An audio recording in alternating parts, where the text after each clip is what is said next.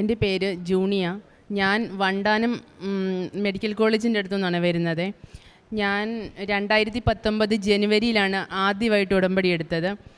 അന്ന് എൻ്റെ കയ്യിൽ ഒരു മുഴയുണ്ടായിരുന്നു ഇവിടെ. അപ്പോൾ അതിന് വേണ്ടിയിട്ടാണ് ഞാൻ ആദ്യമായിട്ട് വന്ന് ഉടമ്പടി എടുക്കുന്നത്. അന്ന് ഉടമ്പടി എടുത്ത് ഞാനങ്ങ് പ്രാർത്ഥിച്ച് ഇവിടെ നിന്ന് അങ്ങ് പോയെങ്കിലും പിന്നീട് ഞാൻ ഇതിനെക്കുറിച്ചിട്ടങ്ങ് മറന്നുപോയി. ആ ഉടമ്പടിയിൽ വെച്ച എല്ലാ കാര്യങ്ങളും മാതാവ് എനിക്ക് സാധിച്ചു തന്നു. പക്ഷേ ഈ മുഴയുടെ കാര്യം ഞാനങ്ങ് വിട്ടുപോയി.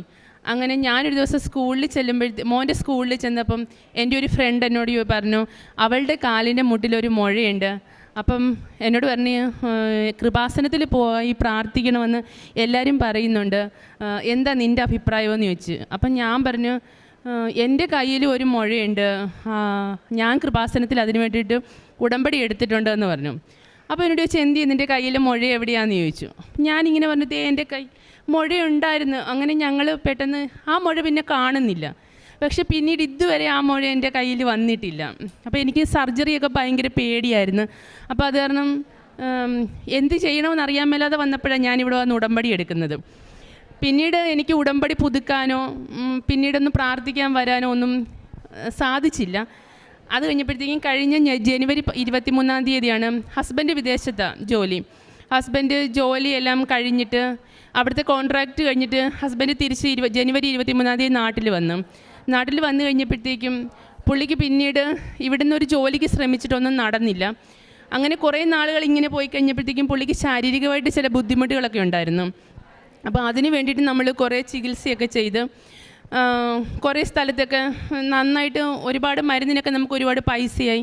അങ്ങനെ വന്നപ്പോൾ നമുക്ക് സാമ്പത്തികമായിട്ട് ഒരുപാട് ബുദ്ധിമുട്ടുകളായി. അപ്പോൾ ഇനി ഒരു ജോലി ഇല്ലാതെ മുന്നോട്ട് പോകാൻ പറ്റത്തില്ലെന്നുള്ളൊരു സിറ്റുവേഷനായി നമുക്ക്. അപ്പോൾ ഹസ്ബൻഡിനും തീരെ സുഖമില്ല. അപ്പോൾ നമ്മൾ കുറേ ആശുപത്രികളിലൊക്കെ ഒരുപാട് സ്ഥലത്ത് നമ്മൾ ഹസ്ബൻഡിനെയും കൊണ്ട് പോയി.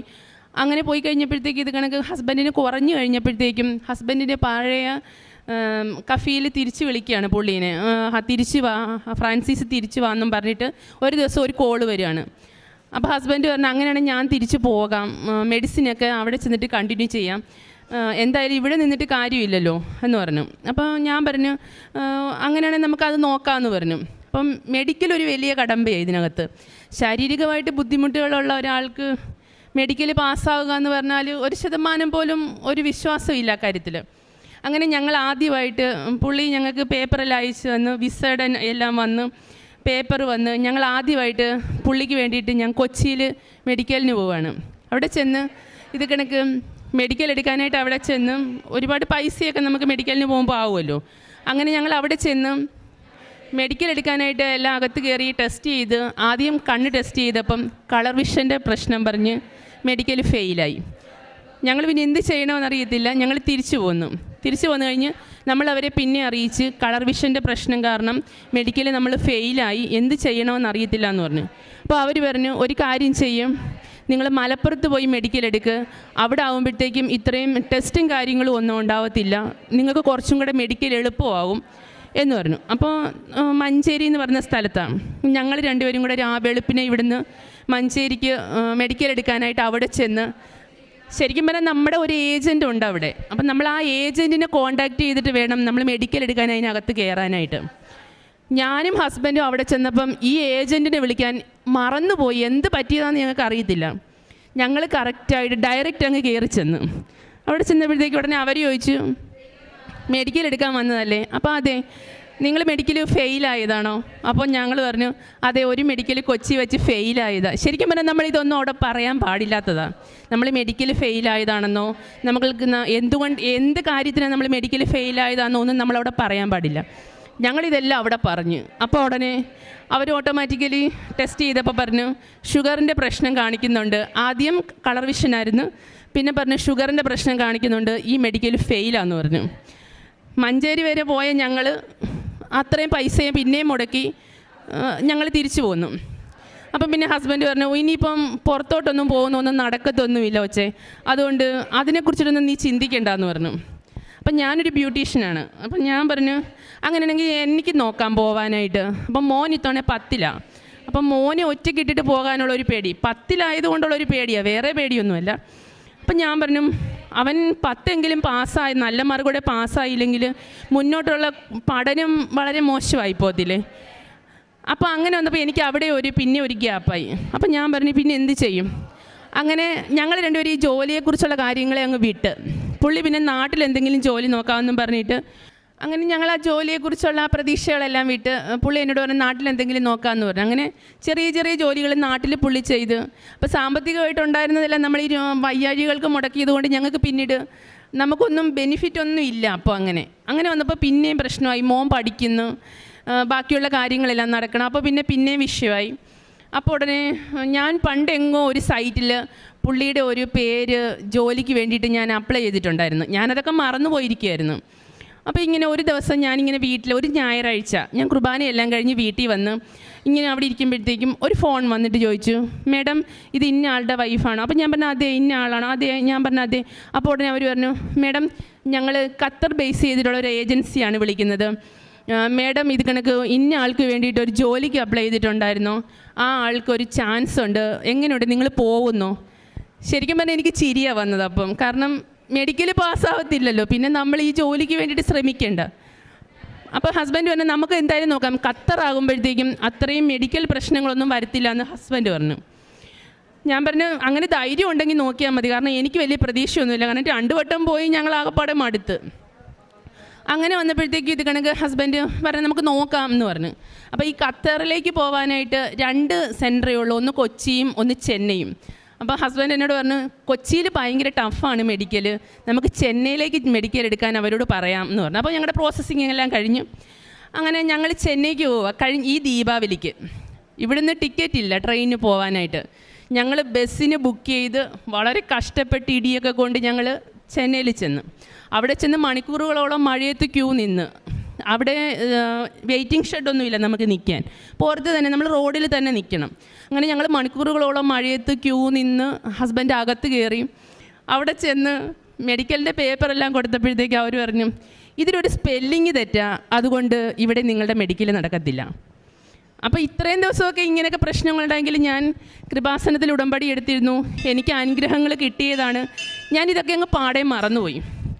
അങ്ങനെ എനിക്ക് സത്യം പറഞ്ഞാൽ അവിടെ നിന്ന് കരയണമെന്നോ എനിക്ക് ചിരിക്കണമെന്നോ എന്താ സംഭവിക്കണമെന്ന് അറിയത്തില്ല. കാരണം 14 വർഷം ഹസ്ബൻഡ് ഗൾഫിലായിരുന്നു. ഇതുവരെ ഇങ്ങനൊരു പ്രശ്നങ്ങൾ ഉണ്ടാകാത്ത മനുഷ്യന് ഇപ്രാവശ്യം വന്നപ്പം ഈ 3ാമത്തെ മെഡിക്കലും ഫെയിലായപ്പോൾ എനിക്ക് എന്ത് ചെയ്യണമെന്നറിയത്തില്ല. ഞാൻ ഉടനെ ഹസ്ബൻഡിനോട് പറഞ്ഞു. അപ്പം ഞാൻ പുറത്ത് നിൽക്കുമ്പോഴിങ്ങനെ കൊന്ത ചൊല്ലിക്കൊണ്ടാണ് നിൽക്കുന്നത്. ഞാൻ പറഞ്ഞു ഇതെന്ത് കഷ്ടമല്ലേ, നമുക്കെന്നാൽ തിരിച്ചു പോകാം ഇനി, അല്ലാതെ ഇപ്പോൾ ഒന്നും ചെയ്യാൻ പറ്റത്തില്ല. തിരിച്ചു വരാനും ട്രെയിൻ ഇല്ല, ആകെപ്പാടെ പ്രശ്നമായി, ദീപാവലി ബഹളം.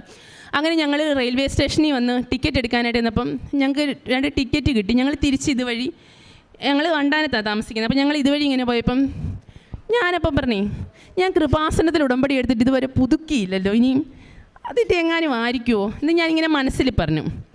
അങ്ങനെ എനിക്ക് വീട്ടിൽ ചെന്നിട്ട് എനിക്ക് എന്തൊക്കെയോ ഒരു വല്ലാത്തൊരു ബുദ്ധിമുട്ടും പ്രശ്നങ്ങളും എല്ലാം ഉണ്ട്. അപ്പം ഞാനെങ്ങനെ പിറ്റേ ദിവസം രാവിലെ ആയപ്പോൾ മോന് ക്ലാസ് ഇല്ല. ഞാൻ പറഞ്ഞെടാ നീ എൻ്റെ കൂടെ ഒന്ന് കൃപാസനത്തിൽ വരുമോ ഉടമ്പടി പുതുക്കാനായിട്ട്, ഇത്രയും വർഷമായി അവിടെ ചെല്ലുമ്പോൾ എന്നെ അവിടെ ഇരിക്കുന്ന ആരെങ്കിലും വഴക്ക് പറഞ്ഞാലോ, 2019 ഉടമ്പടി എടുത്തതല്ലേ, ഇതുവരെ നിങ്ങളിത് പുതുക്കിയിട്ടുമില്ലല്ലോ. ഞാൻ പറഞ്ഞു അവർ പറയുന്ന വഴക്കൊന്ന് ഷെയർ ചെയ്യുക, നീ എൻ്റെ കൂടെ ഒന്ന് വരുമോ, നമുക്ക് 2 പേർക്കും കൂടെ പോകാം, പപ്പയുടെ കാര്യത്തിനല്ലേ എന്ന് പറഞ്ഞു. അങ്ങനെ ഈ മകൻ എൻ്റെ കൂടെ വന്ന്, ഞാനും മകനും കൂടി ഇവിടെ വന്ന്, എനിക്കാണെങ്കിൽ സത്യം പറഞ്ഞാൽ ഇവിടെ വന്ന് പറയാൻ ചമ്മലായിരുന്നു. ഇത്രയും വർഷം ഉടമ്പടി എടുത്തിട്ട് അതൊന്ന് പുതുക്കാൻ എന്നെ കൊണ്ട് ഇത്ര അടുത്ത് കിടക്കുന്ന പറ്റിയില്ലല്ലോ എന്ന് പറയുമ്പോൾ എന്തായാലും ഭാഗ്യത്തിന് ഇവിടുന്ന് സിസ്റ്റേഴ്സ് എന്നോടൊന്നും ചോദിച്ചില്ല, പറഞ്ഞില്ല. ഞങ്ങൾ ആ ഉടമ്പടി പുതുക്കി. ഞാൻ ആദ്യത്തെ ഉടമ്പടി നിയോഗമായിട്ട് ഹസ്ബൻഡിൻ്റെ ഈ കാര്യം വെച്ച് ഞങ്ങൾ പ്രാർത്ഥിച്ച്. അപ്പം ഞാൻ അന്ന് എൻ്റെ കയ്യിൽ ഉടമ്പടി തൈലം ഉണ്ടായിരുന്നതൊക്കെ ഞാനിങ്ങനെ ഓരോരുത്തർക്ക് അന്ന് തന്നെ കൊടുത്ത് ഇതൊക്കെ തീർന്നു പോയി എൻ്റെ കയ്യിൽ നിന്ന്. അപ്പം ഞാനിത് കണക്ക് ഇവിടെ പുതുക്കിയപ്പോൾ എനിക്ക് ഉടമ്പടി തൈലവും തേനും ഉപ്പും എല്ലാം കിട്ടി. ഞാൻ അതെല്ലാം ഇവിടുന്ന് കൊന്ത വെഞ്ചരിച്ച് മാതാവിൻ്റെ നടയെ മുത്തിച്ച് അതെല്ലാം വാങ്ങിച്ച് ഞങ്ങളങ്ങ് പോയി. അവിടെ ചെന്ന് ഈ കൊന്ത ഞാൻ ഹസ്ബൻഡിൻ്റെ കഴുത്തേലിട്ട് കൊടുത്തിട്ട് ഞാൻ പറഞ്ഞു ഇനി എന്തായാലും ഒരു മെഡിക്കലിനൊന്നും വിളിക്കത്തില്ലായിരിക്കും, എന്നാലും സാരമില്ല, നമുക്ക് പ്രാർത്ഥിക്കാമെന്ന് പറഞ്ഞു. അങ്ങനെ ഞങ്ങൾ അന്ന് മുതൽ ഈ ഉടമ്പടി എടുത്തുകൊണ്ട് പോയി ഇവിടുന്ന് പുതുക്കി കൊണ്ടുപോയ അന്ന് മുതൽ ഞാനും അച്ചാച്ചനും അമ്മച്ചിയും കുഞ്ഞും കൂടെ ഒന്നിച്ച് ഉടമ്പടി പ്രാർത്ഥന ചൊല്ലാൻ തുടങ്ങി. ഞങ്ങളുടെ കുടുംബ പ്രാർത്ഥനയ്ക്ക് ശേഷവും രാവിലെ ഞങ്ങൾ ഒന്നിച്ചാണ് ഉടമ്പടി പ്രാർത്ഥന ചൊല്ലിക്കൊണ്ടിരുന്നത്. എല്ലാവരെയും കൂടെ പ്രാർത്ഥിച്ച് അങ്ങനെ ഞാൻ പത്രം എല്ലാം വിറ്റ് കൊടുത്ത് എല്ലാവർക്കും. അത് കഴിഞ്ഞപ്പോഴത്തേക്കും ഇത് കണക്ക് ഞാൻ ഹസ്ബൻഡിനോട് പറഞ്ഞു, എല്ലാ ദിവസവും ഈ ഉടമ്പടി തൈലം ശരീരത്തിൽ പുരട്ടണം. പുള്ളിക്ക് അലർജിയുടെ പ്രശ്നമുണ്ട്. അപ്പം ഞാൻ പറഞ്ഞു ഇത് ശരീരത്തിൽ പുരട്ടി. ഈ ഷുഗറിൻ്റെ കംപ്ലയിൻറ്റ് പറഞ്ഞല്ലോ, അപ്പം ഞാൻ പറഞ്ഞു ഈ തേനും കഴിക്കണം എന്ന് പറഞ്ഞു. അപ്പം മോൻ പറഞ്ഞു, അമ്മ തേൻ കഴിച്ചാൽ ഷുഗറിന് കൊള്ളത്തില്ലല്ലോ. ഞാൻ പറഞ്ഞു ഈ തേനാണ് ഷുഗറിന് ഏറ്റവും വലിയൊരു മരുന്ന്, അതുകൊണ്ട് ഈ തേൻ വേണം നമ്മൾ കഴിക്കാനെന്ന് പറഞ്ഞു. അങ്ങനെ ഞങ്ങൾ ആ ഹസ്ബൻഡ് തേനും കഴിച്ച് ഈ ഉടമ്പടി തൈലവും പുരട്ടി. അങ്ങനെ ഇരുന്നപ്പോഴത്തേക്കും ഈ കഴിഞ്ഞ 20-ാം തീയതി പിന്നെ 20-ാം തീയതിയല്ല 18-ാം തീയതി അവിടുന്ന് പിന്നെ അവർ വിളിച്ച് ഞങ്ങളോട് പറഞ്ഞു 20-ാം തീയതി കൊച്ചിയിലേക്ക് നിങ്ങൾക്ക് വീണ്ടും മെഡിക്കലിന് എടുക്കുമെന്ന് പറഞ്ഞു. അപ്പം ഞാൻ പറഞ്ഞു ഓ വേണ്ട, എടുക്കണ്ട, എടുത്തിട്ട് കാര്യമൊന്നുമില്ല, നമുക്കൊരു പ്രതീക്ഷയില്ല. അപ്പം ഞാൻ പറഞ്ഞു, അപ്പോൾ ഉടനെ ഞാൻ പറഞ്ഞു അല്ലെങ്കിൽ വേണ്ട, നമുക്ക് ഒന്നും കൂടെ ശ്രമിച്ച് നോക്കാം, നമ്മൾ കൃപാസനത്തിലെ ഉടമ്പടിയെല്ലാം പുതുക്കിയതല്ലേ, നമുക്ക് മാതാവ് അനുഗ്രഹിച്ചാലോ എന്ന് പറഞ്ഞു. അങ്ങനെ ഞങ്ങൾ കഴിഞ്ഞ മാസം 20-ാം തീയതി മെഡിക്കലിന് കൊച്ചിയിലേക്ക് പോവാം. ഞങ്ങൾ രാവിലെ പോകാനിറങ്ങിയപ്പോൾ ഞാൻ പുള്ളിയുടെ കയ്യിൽ ഈ കാശുരൂപം കൊടുത്തിട്ട് ഞാൻ പറഞ്ഞു പ്രാർത്ഥിക്കണം, ഇത് കൈ വെച്ചിട്ട് മെഡിക്കലിന് കയറാവുള്ളൂ, നമുക്ക് മാതാവ് എന്തായാലും കൈവിടത്തില്ലെന്ന് പറഞ്ഞു. അങ്ങനെ പുള്ളിയുടെ കയ്യിൽ ഇത് കൊടുത്തു. അപ്പോൾ ഈ പത്രമൊന്നും എൻ്റെ കയ്യിലില്ല, എല്ലാ പത്രവും ഞാൻ എല്ലാവർക്കും കൊടുത്തു പോയി. അങ്ങനെ ഞങ്ങൾ ഉച്ച കഴിഞ്ഞ് 2:45 പുള്ളിക്ക് മെഡിക്കൽ കൊച്ചിയിൽ വെച്ചിട്ട്. ഞങ്ങൾ രാവിലെ തന്നെ വീട്ടിൽ നിന്ന് ഇറങ്ങി ഞാനും ഹസ്ബൻഡും കൂടെ ഇവിടെ വന്ന് മാതാവിൻ്റെ അടുത്ത് പ്രാർത്ഥിച്ച്. സിസ്റ്ററെ എനിക്കൊന്ന് പരിചയമുള്ളതാണ്, ലിയ സിസ്റ്ററിനോട് ഞാൻ പ്രാർത്ഥനാ സഹായം ചോദിച്ച്. അപ്പോൾ ഒരു ചേച്ചി ഇവിടെ ഇരുന്ന്, അപ്പോൾ ഞാൻ പറഞ്ഞു ചേച്ചി എനിക്ക് ഒരു പത്രം തരുമോ, ഞങ്ങൾ ഇന്നണക്ക് ഒരു കാര്യത്തിന് പോവുക. അപ്പോൾ പറഞ്ഞു അതിനെന്താ മോളെ എന്നും പറഞ്ഞു ഒരു പത്രം എനിക്ക് തന്ന്. ഞാൻ അപ്പോൾ എന്നോട് ചോദിച്ചാൽ എന്താ കാര്യം. ഞാൻ പറഞ്ഞു ചേച്ചി ഇത് കണക്ക് ചേട്ടൻ്റെ മെഡിക്കലാണ് ഉച്ച കഴിഞ്ഞിട്ട് ഞങ്ങൾ അതിന് പോകും. അപ്പോൾ ചേച്ചി എന്നോട് പറഞ്ഞു മോള് നോക്കിക്കോ, ഉറപ്പായിട്ട് ഈ മെഡിക്കൽ നിങ്ങൾക്ക് കിട്ടും, നിങ്ങൾ ധൈര്യമായിട്ട് പോയിട്ട് വാ ഈ ചേച്ചി എന്നോട് പറഞ്ഞു. അങ്ങനെ ഞങ്ങൾ ഈ പത്രവും വാങ്ങിച്ച് ഞങ്ങൾ മെഡിക്കലിനായിട്ട് അവിടെ ചെന്ന് രാവിലെ മുതൽ പോയി അവിടെ ക്യൂ ഇരുന്ന് ഒരു ഉച്ചയൊക്കെ ആയപ്പോഴത്തേക്കും 2:30 ആയപ്പോൾ ഹസ്ബൻഡിനെ അകത്തോട്ട് വിളിച്ച്. അപ്പം ഞാനപ്പം ഈ കൃപാസനം പത്രം എടുത്ത് കൈ പിടിച്ച് ഈ കൊന്ത എൻ്റെ കയ്യിലുണ്ട്, ഞാനിങ്ങനെ കൊന്ത ചൊല്ലി പ്രാർത്ഥിച്ചുകൊണ്ടിരിക്കും അവിടെ പുറത്തിരുന്ന്. ഹസ്ബൻഡ് പോയിട്ട് എനിക്കാണെങ്കിൽ അങ്ങ് ഭയങ്കര വെപ്രാളം, കാരണം ഈ 3 മെഡിക്കലിലും ഫെയിലായി, ഇനി പ്രതീക്ഷിക്കാൻ എന്നിട്ട് ഞാൻ പറഞ്ഞു അമ്മ മാതാവേ. അപ്പം ഞാൻ ഈ പോകുന്നതിന് മുൻപ് ഇവിടെ വന്നപ്പം ഞാൻ പറഞ്ഞു ഇത്രയും ദിവസമൊക്കെ ഞാൻ പ്രാർത്ഥിച്ച് എനിക്ക് മെഡിക്കൽ പാസ്സാക്കി തരണേ, എൻ്റെ കുഞ്ഞിൻ്റെ കാര്യം നടത്തി തരണേ. ഇനി അങ്ങനല്ല പറയുന്നത്, നിനക്കിഷ്ടമുണ്ടെങ്കിൽ നിൻ്റെ ഹിതം എന്താണോ അതനുസരിച്ച് നീ പ്രവർത്തിച്ച് തന്നാൽ മതി. കാരണം നിൻ്റെ മഹത്വം വെളിപ്പെടുത്താനായിട്ട് നീ എനിക്കൊരു അവസരം തരണം. അത് അങ്ങനെ തരുവാണെങ്കിൽ എനിക്ക് ആ സാക്ഷ്യത്തിലൂടെ ഒരുപാട് പേരെ അത് അറിയിക്കാൻ പറ്റത്തുള്ളൂ. അപ്പോൾ അത് നിൻ്റെ ഇഷ്ടമാണ്, നിൻ്റെ മഹത്വം നീയാണ് എനിക്ക് വെളിപ്പെടുത്തി തരേണ്ടത്. ഇനി നിൻ്റെ ഇഷ്ടമാണ്, മെഡിക്കൽ പാസ്സായാലും പാസ്സായില്ലെങ്കിലും അത് അമ്മ മാതാവിൻ്റെ ഇഷ്ടമാണെന്ന് പറഞ്ഞിട്ടാണ് ഞാൻ ഇവിടുന്ന് പോകുന്നത്. ഞാൻ ഈ പത്രം എടുത്ത് കൈ പിടിച്ച് അവിടെ ഇരുന്നു അങ്ങനെ തന്നെ പ്രാർത്ഥിക്കുന്നത്. ഞാൻ പറഞ്ഞു മാതാവേ, മാതാവിൻ്റെ ഇഷ്ടം എന്നതാണോ അതനുസരിച്ച് പ്രവർത്തിച്ചാൽ മതിയെന്ന് ഞാനിങ്ങനെ പ്രാർത്ഥിച്ചുകൊണ്ടിരിക്കുമ്പം ഒരു 4:15 ആയപ്പം ഹസ്ബൻഡ് പുറത്തോട്ട് വന്നു. അപ്പം ഞാൻ ചോദിച്ചു എന്ത് പറഞ്ഞു, പാസ്സായോ എന്ന് ചോദിച്ചു. അപ്പോൾ പുള്ളി എന്നോട് പറഞ്ഞു കളർ വിഷൻ പിന്നെയും കംപ്ലൈൻ്റ് ആയി ജൂണി എന്ന് പറഞ്ഞു. അപ്പം ഞാൻ പറഞ്ഞു അതിനി എന്ത് ചെയ്യും. അപ്പോൾ എനിക്ക് പിന്നെ എനിക്ക് സങ്കടം വന്നു, എൻ്റെ കണ്ണ് രണ്ടും അങ്ങ് നിറഞ്ഞ്. അപ്പം ഞാൻ പറഞ്ഞു ഇനി എന്ത് ചെയ്യും എന്ന് ചോദിച്ചാൽ അപ്പോൾ പുള്ളി പറഞ്ഞു അപ്പുറത്തെ ഹോസ്പിറ്റലിൽ ചെന്ന് ഒന്നും കൂടെ കളർ വിഷൻ ചെക്ക് ചെയ്തുകൊണ്ട് വരാൻ പുള്ളി പറഞ്ഞിട്ടുണ്ടെന്ന് പറഞ്ഞു. അങ്ങനെ ഞങ്ങൾ രണ്ടുപേരും കൂടെ അപ്പുറത്തെ ഹോസ്പിറ്റലിൽ ചെന്ന് പോകുന്നിങ്ങനെ എടപ്പള്ളിയാണ്. അപ്പോൾ ഇങ്ങനെ നടന്ന് പോവുക, റോഡ് 2 കവർ ചെയ്യണം. അപ്പോഴൊക്കെ ഞാനിങ്ങനെ ഒരു അശ്രദ്ധയായിട്ട് നടന്നപ്പോൾ പുള്ളി എന്നോട് പറഞ്ഞു ശ്രദ്ധിച്ച് നടക്കുമെന്ന് പറഞ്ഞു. ഞാൻ പറഞ്ഞു ഇനി എന്ത് ശ്രദ്ധിക്കാനാ, എനിക്ക് ആകെപ്പാടെ സങ്കടം കൊണ്ടും വയ്യാന്ന് പറഞ്ഞു. ഞങ്ങളങ്ങനെ ഹോസ്പിറ്റലിൽ ചെന്നു.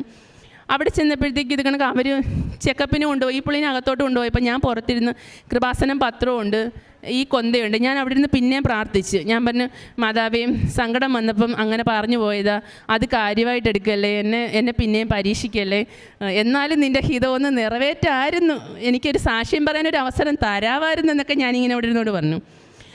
അങ്ങനെ പുള്ളി പുറത്തോട്ട് വന്നപ്പോഴത്തേക്കും പെട്ടെന്ന് വന്നിട്ട് പറഞ്ഞു ജോണി കളർ വിഷന് കുഴപ്പമൊന്നുമില്ല, ഇവർ സർട്ടിഫിക്കറ്റ് തരും, നമുക്ക് കളർ വിഷൻ പ്രശ്നമൊന്നുമില്ല എന്നും പറഞ്ഞ് സർട്ടിഫിക്കറ്റ് തരുമെന്ന് പറഞ്ഞു. അങ്ങനെ ഞങ്ങൾ പുറത്ത് വന്ന് ഈ സർട്ടിഫിക്കറ്റ് വാങ്ങിച്ച് അപ്പം 5:30 ആകുമ്പോൾ ഞങ്ങളോട് അതിനകത്ത് പിന്നെയും തിരിച്ചു ചെല്ലണമെന്ന് പറഞ്ഞു. ഞങ്ങൾ രാവിലെ ചെന്നപ്പോൾ ഒരുപാട് ആൾക്കാരുണ്ട്. 5:30 ആയപ്പോൾ ചെന്നപ്പോൾ ഞങ്ങൾ 2 പേരും മാത്രമേ ഉള്ളൂ ആ QVC സെൻറ്ററിനകത്ത്. അപ്പോൾ ഈ ഡോക്ടർ അകത്ത്, അപ്പോൾ ഡോക്ടർക്ക് 5:30 ആകുമ്പോൾ പോകണം. അപ്പോൾ ശരിക്കും പറഞ്ഞാൽ ഞങ്ങളവിടെ ചെന്നപ്പോൾ 5:30 കഴിഞ്ഞ്. അപ്പോൾ ഈ ഡോക്ടർ പറഞ്ഞു ഇയാളെ വെയിറ്റ് ചെയ്ത് ഞാൻ ഇരിക്കുമായിരുന്നു, അല്ലായിരുന്നെങ്കിൽ ഞാൻ എൻ്റെ സമയം കഴിയുമ്പോൾ നേരത്തെ എഴുന്നേറ്റ് പോവേണ്ടതാണ്, ഞാൻ നേരത്തെ പോകാനിരുന്നതാണ്, പിന്നെ ഇയാൾ വരുമല്ലോ എന്ന് ഓർത്തിട്ടാണ് ഞാൻ വെയിറ്റ് ചെയ്തിരുന്നത്. ശരിക്കും പറഞ്ഞാൽ അതൊക്കെ ദൈവത്തിൻ്റെ വലിയൊരു അനുഗ്രഹമാണ്. ആ ഡോക്ടർ അന്ന് പോയിരുന്നെങ്കിൽ ആ മെഡിക്കലും ഫെയിലാണ് ഞങ്ങൾ. പിന്നെ 5ാമത്തെ മെഡിക്കൽ എടുക്കാനായിട്ട് പിന്നെ പോകുമെന്ന് ചോദിച്ചാൽ പോകത്തില്ല. ശരിക്കും പറഞ്ഞാൽ പിന്നെ ഒരു മെഡിക്കലിന് പോകത്തില്ല. ആ ഡോക്ടറോടെ വെയിറ്റ് ചെയ്തിരുന്ന് ഈ മെഡിക്കൽ പാസ്സാക്കി തന്നു. അപ്പം ഞാൻ തിരിച്ച് പോകുന്നപ്പോഴത്തേക്ക് ഞാനിവിടെ വന്ന് ഞാൻ പറഞ്ഞു, മെഡിക്കലൊക്കെ പാസ്സാക്കി, ഇനി ടിക്കറ്റ് എന്നാ വരുന്നതെന്ന് അറിഞ്ഞില്ല എന്ന് പറഞ്ഞു. ഞാൻ പറഞ്ഞു അതൊക്കെ മാതാവിൻ്റെ ഇഷ്ടമാണ്, എന്തായാലും ഹസ്ബൻഡ് പോകുന്നതിന് മുൻപ് ഈ ഒരു കാര്യം എനിക്ക് സാധിച്ചു തന്നതിന് ഞാൻ സാക്ഷ്യം പറയുമെന്ന് പറഞ്ഞു. അങ്ങനെ മെഡിക്കൽ പാസ്സായി. നാളെ വ്യാഴാഴ്ച ഹസ്ബൻഡ് ഖത്തറിലേക്ക് ജോലിക്ക് പോവുകയാണ്. മാതാവ് തന്ന ഈ ഒരു വലിയ അനുഗ്രഹത്തിന് എത്ര നന്ദി പറഞ്ഞാലും തീരത്തില്ല. അതൊരു വലിയ സത്യം തന്നെയാണ്. പിന്നെ മാതാവിനോട് ഒരുപാട് കാര്യങ്ങൾ വേറെയും ഞാൻ ഉടമ്പടി പുതുക്കിയപ്പോൾ പറഞ്ഞിട്ടുണ്ട്. മകൻ 10ലാണ്, അവൻ്റെ നല്ലൊരു വിജയത്തിന് വേണ്ടിയിട്ട് പറഞ്ഞിട്ടുണ്ട്. അതുമൊക്കെ എനിക്ക് സാധിച്ചു തരുമെന്ന് എനിക്ക് ഒരുപാട് പ്രതീക്ഷയും വിശ്വാസവും ഉണ്ട്. ഞാൻ ഒരുപാട് വിശ്വസിച്ചിരുന്ന ഒരാളാണ്. കുറച്ച് നാൾ പിന്നെ മാതാവിനെ വിളിക്കാതെ വന്നപ്പോഴത്തേക്കുള്ള ചെറിയ പ്രശ്നങ്ങൾ എൻ്റെ ജീവിതത്തിലുണ്ടായി. പക്ഷേ എന്നാലും ഇപ്പോൾ എനിക്ക് ഒരുപാട് പ്രതീക്ഷയും വിശ്വാസവും ഒക്കെ ഉണ്ട് മാതാവിനോട്. നിങ്ങളുമൊക്കെ എനിക്ക് വേണ്ടിയിട്ട് പ്രാർത്ഥിക്കണം. ഇനിയും എല്ലാവരുടെയും പ്രാർത്ഥനയിൽ എന്നെ ഓർത്ത് പ്രാർത്ഥിക്കണം. ഹസ്ബൻഡ് ഇനിയിപ്പോൾ ജോലിക്ക് പോവുകയാണ്, നല്ലൊരു ജോലി കിട്ടാനും ഞാൻ ശ്രമിക്കുന്നുണ്ട് ഒരു ജോലിക്ക് പോകാനായിട്ട്.